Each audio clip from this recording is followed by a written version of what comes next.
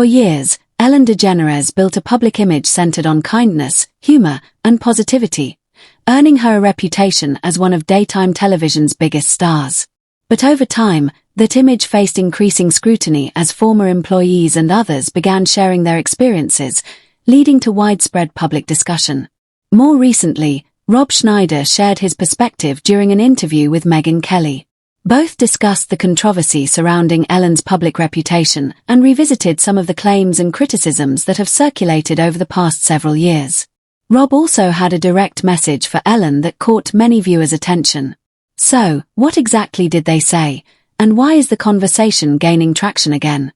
Let's take a closer look. During his appearance on Megyn Kelly's show, Rob Schneider spoke candidly about Ellen and didn't hold back when sharing his personal opinion. Well, yeah, that's disingenuous. That's disingenuous.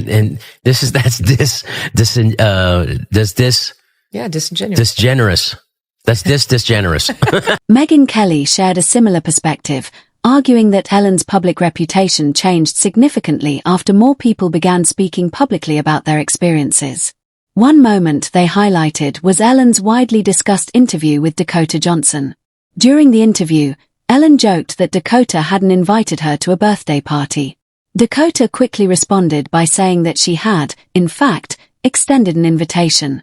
The unexpected exchange instantly caught viewers' attention and spread rapidly across social media.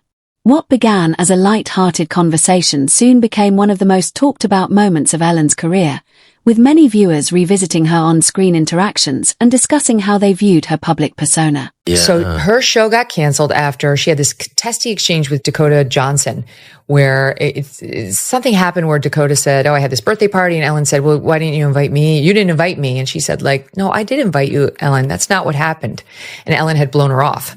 Yeah. And then tried to play the victim on the set with her. Anyway, it led to article after article of people being like, "Ellen's a bitch. Ellen is a nasty person." And all these staffers started to come out, not for nothing, but I know a guy, I know him very well, whose sister worked for her, who said, "You were not allowed to make eye contact with Ellen in the halls of that show. If you saw her, this is not a nice person." So she eventually got canceled, but now she's coming back. She's got a Netflix special. That's the right response. Yeah. She's got a Netflix special. And here's the capper. On the promo, and apparently there's now articles out about from people who have seen the preview. She plays the victim. And she says, "Poor me." And she actually has the nerve to say that she was run out of Hollywood. As the conversation continued, more reports and personal accounts began drawing public attention. Several former employees and others who said they had worked around Ellen DeGeneres shared their experiences, adding to the ongoing discussion about the workplace culture surrounding her show. During the interview, Megyn Kelly mentioned hearing a story from someone who claimed their sister had worked on the show. According to that account, employees were reportedly discouraged from interacting directly with Ellen in certain situations. While these claims have been widely discussed online, they have not all been independently verified. The conversation gained even more momentum on social media when a viral post invited people to share stories they had heard about Ellen. Thousands of responses followed, with many users posting personal anecdotes or second-hand accounts. One widely shared story came from someone who claimed to have worked at a restaurant frequently visited by Ellen and her wife, Portia de Rossi. The individual alleged that a complaint about their appearance was made to the restaurant's management, though the claim remains unverified. Whether every story was accurate or not, the growing number of similar accounts fueled widespread public debate and attracted significant media coverage. As more reports surfaced and former staff members spoke publicly, Ellen's public image came under increasing scrutiny. The controversy eventually became a major topic surrounding her long-running daytime talk show, which concluded after nearly 2 decades on the air. Later, Ellen returned with a new Netflix comedy special, hoping to reconnect with audiences. While some viewers welcomed her return, others continued to debate the issues that had surrounded her show, keeping the conversation alive. Ellen DeGeneres rewriting history? That's what some of her former staffers claim she's doing in her new Netflix stand-up special, For Your Approval. I got kicked out of show business. Yeah. Thanks. Yeah, because I'm mean. Yeah. Yeah, you can't be mean and be in show business. No, they'll kick you out. She uses jokes to address the controversy. I was in therapy for a while trying to deal with all the hatred that was coming at me. And at one point, my therapist said, Ellen, where do you get this idea that everyone hates you? And I said, well, New York Times, Washington Post, Entertainment Weekly, Us Weekly. I think Elmo may have said something recently on an episode of Sesame Street. But this producer who worked with her takes issue with how she's addressing allegations that there was a toxic work environment at her legendary talk show. The essence of the special really was totally a lie. Hedda Muscat says Ellen's special hits all the wrong notes. I felt Ellen was not taking responsibility at all. She was sugarcoating it. The Ellen DeGeneres show went off the air after 19 seasons in May 2022, mired in controversy, including allegations of racism and sexual misconduct. Ellen addressed the allegations back in 2020. And if I've ever let someone down, if I've ever hurt their feelings, I am so sorry for that. In the special, Ellen describes the work environment she remembers. It was a family to me. We had so much fun together at that show. We laughed all the time. We played games all the time. I felt it was not a family. It was an atmosphere of fear. So we were in Santa Barbara. We drove by this place and someone's like, that's where Ellen lives. And to Mary Beth, I just said, I think Ellen, every morning she wakes up, Portia's sitting there having a matcha. She definitely gives me matcha energy. And Ellen looks out over all of Santa Barbara and goes, I can't even do it. They tried to cancel me. Not everyone accepted Ellen's public apology in the same way. While some viewers appreciated her response, others, including several former employees and media commentators, felt it didn't fully address the concerns that had been raised. When Ellen later returned with her Netflix comedy special, she used humor to reflect on the controversy surrounding her career. For some fans, the jokes were simply part of a stand-up performance. Others, however, felt the special didn't show enough accountability and believed it minimized the concerns that had previously been discussed. The mixed reactions sparked another round of public debate, with supporters and critics continuing to share different opinions about Ellen's response and whether she had done enough to rebuild trust with audiences. I'm just so sorry. You're not sorry. So stop acting. I got kids. I'm married. I know exactly what a real apology looks like. I know when I have to give one. It means you're remorseful down in your soul and your spirit. You deeply regret what you've done. You lack all of those qualities. You lack them all. And you are not remorseful. You are not even sorry about what's happening. You're just sorry you got caught. You're just sorry that all that you've worked so hard to build on your lie is now crumbling right before your eyes. And it's not even a rise and a fall. It's just who you truly are. And that's what you're sorry about. So you can keep that apology, because don't nobody want to hear it at all. That's not an apology at all. If you want a real apology, turn yourself in. During the discussion, Megyn Kelly argued that Ellen's Netflix special focused heavily on her own experience with the controversy. Referring to early reactions from people who had seen previews of the special, Megyn said she believed Ellen portrayed herself as someone who had been unfairly pushed out of Hollywood. Megyn disagreed with that characterization, pointing to Ellen's long and successful career, along with reports estimating her substantial financial success. She questioned whether someone who continues to receive major entertainment opportunities could accurately describe themselves as being excluded from the industry. Megyn also commented on Ellen's remarks about the challenges faced by successful women, saying she believed many viewers might find those comments difficult to relate to given Ellen's career achievements and lifestyle. As with much of the broader conversation surrounding Ellen, these opinions have sparked ongoing debate, with supporters and critics continuing to view the situation from different perspectives. And she actually has the nerve to say that she was run out of Hollywood. This person with $100 million in her pocket, $450 million according to Forbes. That's a low estimate.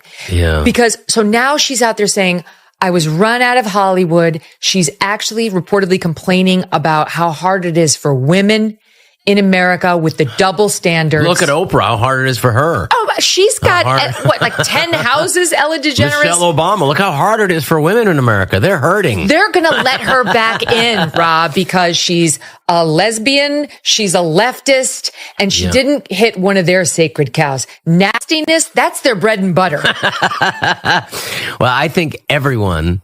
I mean, I will say, like, the resentment, I think everyone should have a chance for reconciliation. I don't think Jesus exempted anybody. And so I do, while it does, because I have been allowed back in, but I don't hold any grievance and resentment. It's very important. And I would just say for Ellen, the resentment, you have to get over resentment.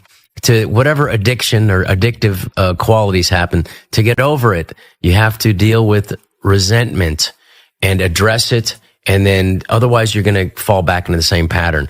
And I think also to admit your mistakes. Of all people on earth to be feeling sorry for herself, Ellen DeGeneres should not be on the list. She should at least, but make a real apology and do it. There's no apology. It's just woe is me. I was run out of Hollywood as she speaks from this grandiose stage on Netflix. Hello, you haven't been canceled if you are doing a Netflix special. She got 20 million for the one before this.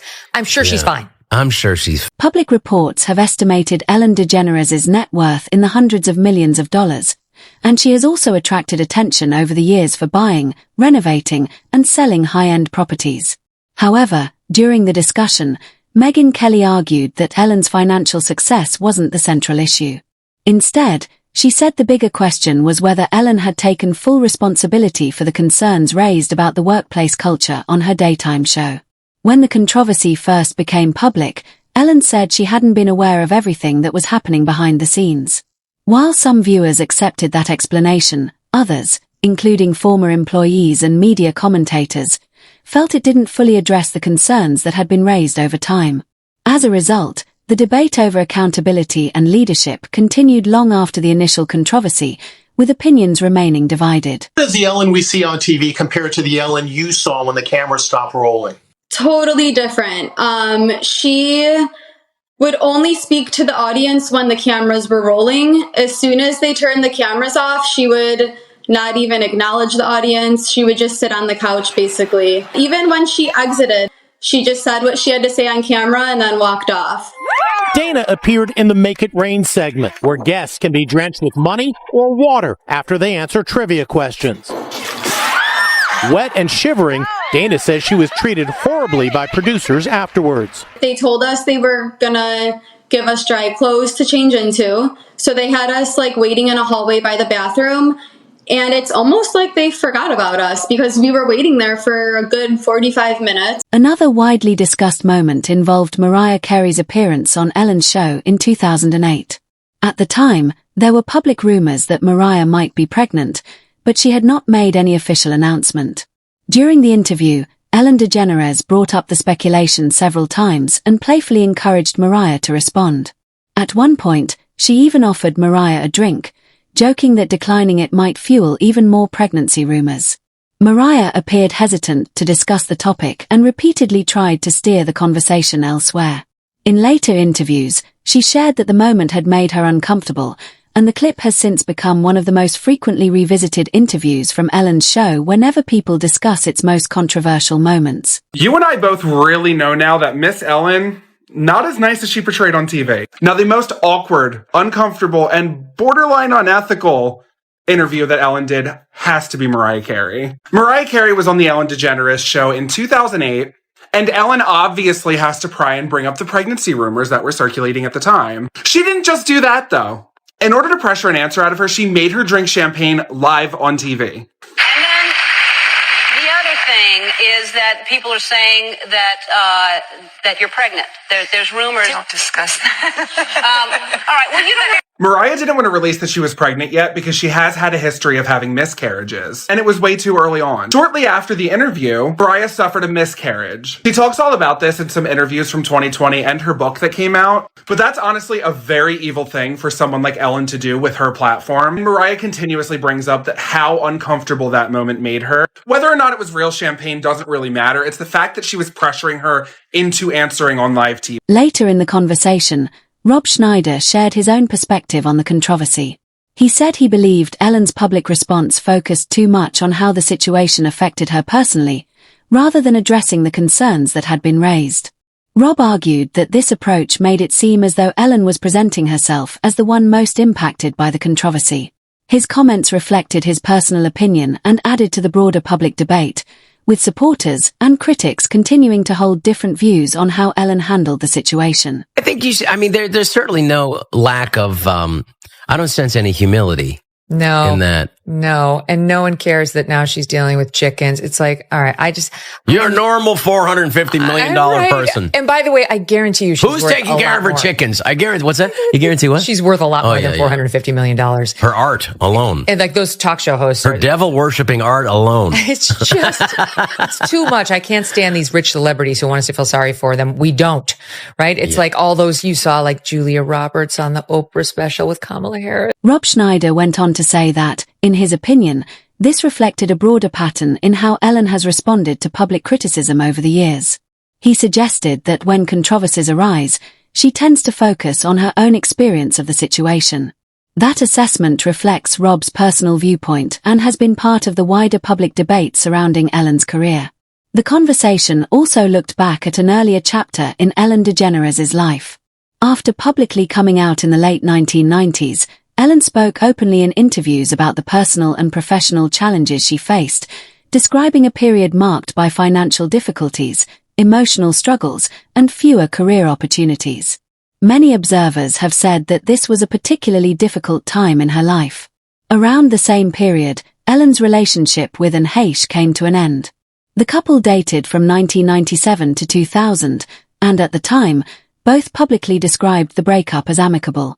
Years later, however, and shared a different perspective in interviews, offering her own reflections on the relationship and its aftermath.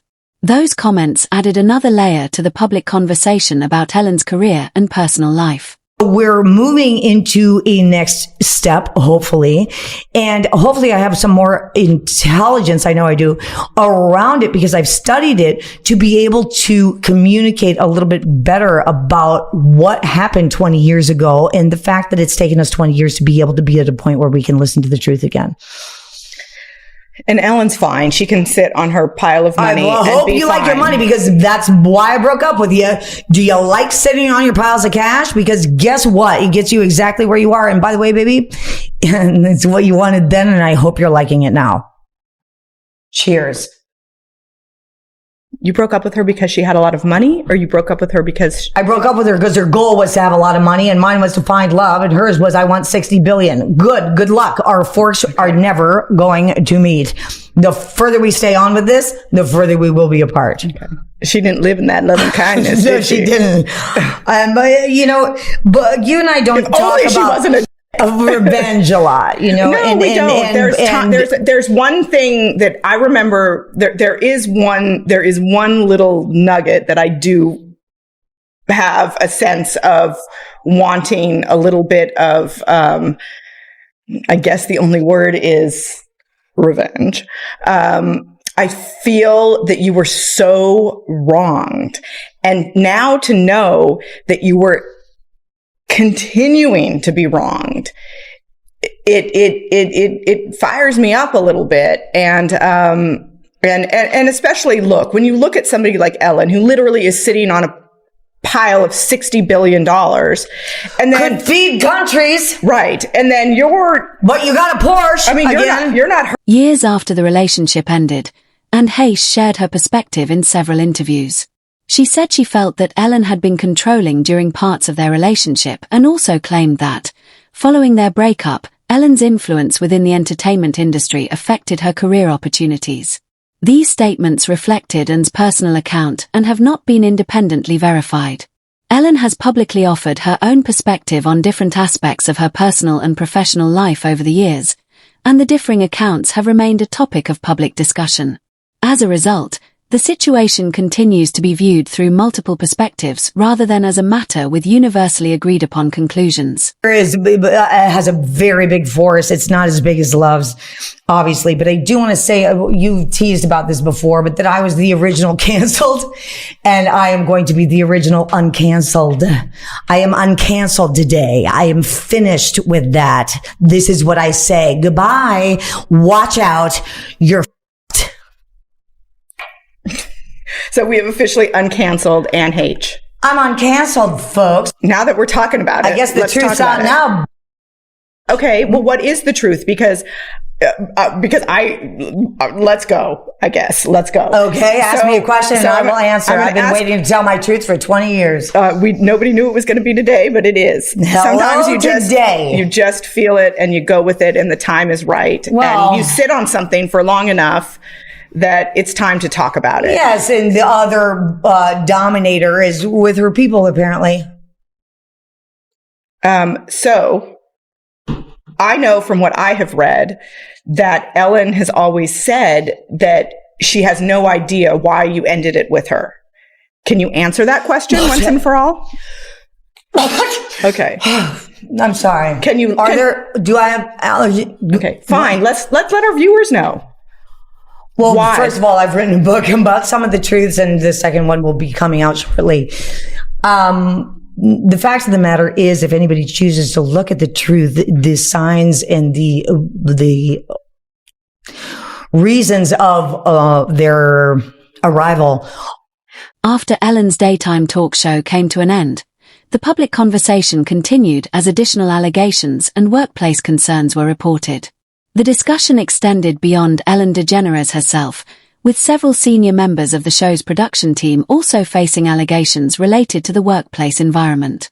As these reports gained attention, the focus shifted from one individual to broader questions about the show's culture and management. The allegations led to increased media coverage and further scrutiny of how the production was operated behind the scenes. Pretty much, but that's not all, because then 36 more allegations surfaced, all from former employees, not only against Ellen, but also against 3 of the show's executive producers directly. There were more than 10 allegations of against executive producer and head writer Kevin Lemon. 5 allegations of touching were made against executive producer Ed Glavin, and executive producer Jonathan Norman was accused by one former employee of attempting to perform on him, with 3 other employees corroborating that employee had told him about the incident at the time. All 3 producers denied the allegations, but all of that talk leads to Warner Media, the corporate entity behind the show, to begin an investigation looking into all these different allegations. Executive producers Ed Glavin and Kevin Lemon were fired, and Jonathan Norman also ended up leaving. Ellen addressed the entire situation on season 18 premiere in September of 2020. She called her summer great, sarcastically, and then said, quote, "I'm so sorry to the people that were affected. I take responsibility for what happens on my show." End quote. She also joked, quote, "Being known as the kind lady is a tricky position to be in," end quote. For many former employees and viewers, the apology felt pretty empty. Also, not everything that I'm telling you guys has been confirmed to be 100% true. Let's make that clear. I'm not accusing anything of anyone. I'm just explaining Ellen's career path, okay? But it's up to you guys to form your own opinion. On that note, do you guys remember this guy? Yeah, unfortunately, I do too. I have to say that in hindsight, one of the clips from Ellen's show that doesn't quite feel right is one from 2020 when Ellen surprised a group of 8 children with cancer with him. Granted, back then, nobody knew the despicable things that this man was doing in secret, but him being affectionate with these little kids, I don't know. It doesn't help that her birthday tweet to him refers to him by name, but ends with, quote, "Or as I call him, Cuddle McNuggle stuff. You don't need to know why," end quote. If that makes you feel weird, you're not alone. The Ellen Show ended in May of 2022. The final episode was filmed April 18th of 2022 after 19... A few months after Ellen's daytime show ended, she found herself back in the headlines following a tragic event involving her former partner, Anne Heche. In August 2022, Anne was involved in a serious car crash in Los Angeles. She suffered critical injuries and passed away several days later. Following an official investigation, authorities concluded that the crash was accidental. Because Anne had spoken publicly in the past about her relationship with Ellen DeGeneres, the tragedy quickly became a topic of discussion online. As often happens with high-profile events, social media was filled with questions, opinions, and speculation. However, despite the online theories, investigators found no credible evidence to contradict the official findings. The incident remains a tragic chapter in Anne Heche's life and career. Currently standing in front of the house where actress Anne Heche crashed her car back in August 2022. A crash that has left more questions than answers. That morning, Anne walked into a hair shop in Venice, California. The owner said she walked in, saw a red wig up on the shelf, wanted the red wig. He told her it wasn't styled. She said no worries, made the purchase. He recognized who she was and asked for a selfie. They took a selfie together, which is still up on his Instagram. The owner of the wig shop, Richard Glass, said that she was completely normal, didn't seem impaired, she wasn't slurring her words, thought the interaction seemed completely normal. Just after that seemingly normal encounter, she was captured behind the wheel of her blue Mini Cooper and was also involved with 2 hit-and-run incidents earlier that morning before the crash. In this photo taken from the scene of one of the hit-and-runs, you can see the red wig on her passenger seat as well as what looks like a vodka bottle in the cup holder of her car. To most people, that photo looks like proof that she was drinking. But here's the thing. According to the coroner's toxicology report, there was no alcohol in her system reported during the time of the crash. No active drugs were found either. Just small traces of cocaine and cannabinoids from prior use. So if she wasn't intoxicated, why was she driving like she was running from something? Anne's car was captured on doorbell camera footage, zooming down this street at an extremely high rate of speed. As you can see, there's a stop sign here. She blew completely through that stop sign, somehow managed not to hit any oncoming traffic. This is a very busy street, and plowed straight into this home right here and was trapped so deep inside that the house and the car caught fire and she wasn't able to be rescued for 45 minutes. Most disturbing part of this case is aerial helicopter footage showed Anne Heche being put onto a stretcher. You can see a body in some type of bag on a stretcher being wheeled into the back of an ambulance when all of a sudden the zipper breaks open and you see Anne Heche emerge suddenly out of this body bag, what looks like a body bag, and prop herself up as if she's trying to get off the stretcher or get out of the bag. They push her back down and she's put to the back of the ambulance. Just a few months later, another heartbreaking event drew public attention. Stephen Twitch Boss, the beloved dancer, DJ, and executive producer of Ellen's daytime show, passed away at the age of 40. The news came as a shock to fans and colleagues throughout the entertainment industry. Following an official investigation, authorities concluded that his death was self-inflicted and reported finding no evidence of foul play. As is often the case with the passing of a well-known public figure, various theories and speculation circulated online. However, no credible evidence has emerged to contradict the official findings, and the case remains closed based on the conclusions reached by investigators. His passing continues to be remembered as a profound loss for his family, friends, and the many people whose lives he touched through his work. The medical examiner ruled that the cause of death was a self-inflicted wound to the head with no signs of foul play. Twitch had joined the Ellen DeGeneres show as a guest DJ in 2014. In 2020, he was promoted to executive producer. He was universally beloved by the audience, by his colleagues, by those who had worked with him and for him. Another choreographer that was close to Twitch stated that after the 2020 toxic workplace scandal, Twitch had come under immense pressure for publicly supporting Ellen. Quote, people were looking at him like, why are you still supporting this woman? End quote. He stated that he believed that Twitch's mental health had deteriorated significantly in the period following the scandal. So there were people who knew him who had noticed a change in his behavior, but on the other side of that argument, when he passed, his wife only received half of his estate because Twitch did not have a will, which is incredibly odd in a lot of people's opinions. Ellen released a statement, quote, I'm heartbroken. Twitch was pure love and light. He was family and I loved him with all my heart. I will miss him, end quote. The internet was not satisfied with that, and people on the internet once again began to speculate. So there is no credible evidence that Twitch's passing was anything other than what the official investigators concluded that it was. And you guys know I'm not going to tell you anything other than the truth and the actual rulings, but I just thought that it was important to mention because in 2022 and to this day, a significant portion of the internet refuses to accept that Twitch's passing was a result of his. As for Ellen DeGeneres, she has largely stayed out of the Hollywood spotlight in recent years.